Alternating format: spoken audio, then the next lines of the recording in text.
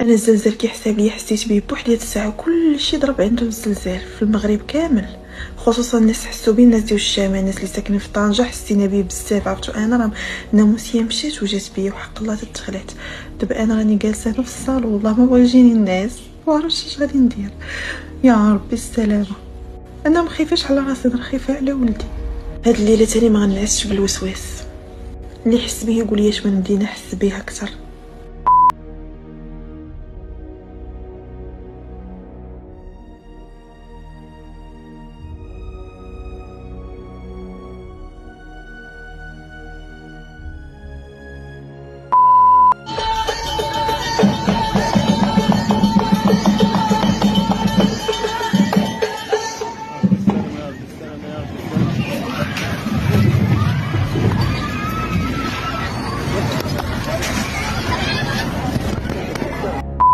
سجلت عدة مدن مغربية هزة أرضية بلغت قوتها وفقا للمعهد الوطني للجيوفيزياء 5 درجات فاصلة 2 على سلم ريشتر.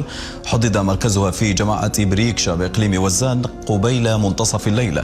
هزة أرضية استشعرتها ساكنة عدد من المناطق المجاورة لمركز الهزة هذا، ولم تسجل مصادرنا أي خسائر لحدود اللحظة.